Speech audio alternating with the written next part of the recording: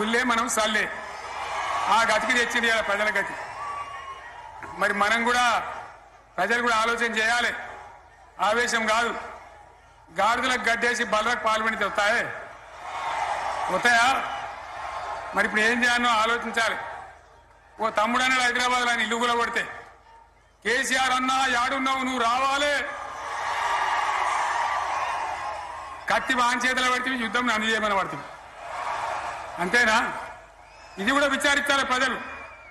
మీకు అర్థం కావాలని నేను చెప్తా ఉన్నా.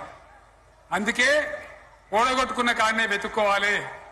మీ వెంట బీఆర్ఎస్ ఉంటుంది, మీ వెంట కేసీఆర్ ఉంటాడు. 100% మళ్ళా తెలంగాణ విజయం సాధించాలి, గులాబీ జెండా ఎగిరేయాలి, అద్భుతమైన తెలంగాణను మళ్ళా సాధించాలి. ఇక బీజేపీ కథ 11 ఏళ్ళ రాజ్యం చేయబట్టి తెలంగాణకు 11 రూపాయలు ఇచ్చిండ్రా? వాటిదే బొబ్బ బబ్రాజమానం భజగోవిందం, శుష్కప్రియాలు శూన్యాస్తాలు తప్ప ఏమి ఇయ్యలే. 157 కాలేజీలు పెడితే మెడికల్ కాలేజీలు ఒక్కటన్నా తెలంగాణకు ఇచ్చిండ్రా? ఒక ప్రాజెక్ట్ కన్నా జాతీయ హోదా ఇచ్చిండ్రా? ఇక కాంగ్రెస్ వాడు ఇట్లా అంటే బీజేపీ వాడు అట్లా, ఏది లేదు. ఉల్టా మనయే ఖమ్మంలో 7 మండలాలు గుంజుకున్నారు, సీలేరు ప్రాజెక్టు గుంజుకున్నారు. నరేంద్ర మోడీ మాట్లాడతాడు, ఏం మాట్లాడతాడు? తెలంగాణ వచ్చిందిరా అని తెలంగాణలో సంతోషపడితే తల్లిని చంపి బిడ్డని బతికిచ్చిండు అంటాడు. ఎన్నోసార్లు అంటాడు, ఒక్కసారి కాదు. ఈ విధంగా అది కూడా మనం వెనకొచ్చేది కాదు.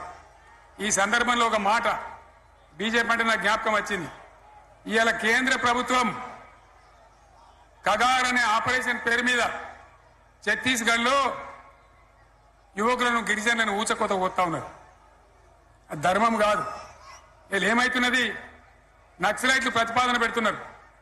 మేం ప్రభుత్వం దగ్గరకు వచ్చి చర్చలు చేయడానికి సిద్ధంగా ఉన్నాము అంటున్నారు. నేను కోరుతా ఉన్న కేంద్ర ప్రభుత్వాన్ని, బలమున్నది కదా అని చంపుకుంటా పోవుడు కాదు, అది ప్రజాస్వామ్యం కాదు. ఆపరేషన్ కగార్ వెంటనే ఆపేయండి.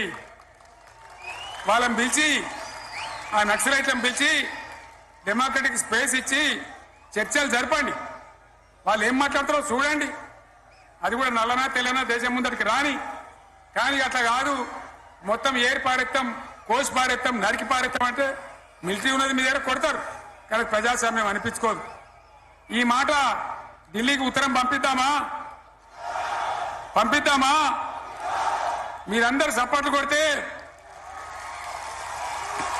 తీర్మానంగా భావించి దాన్ని కేంద్రానికి పంపిద్దాం.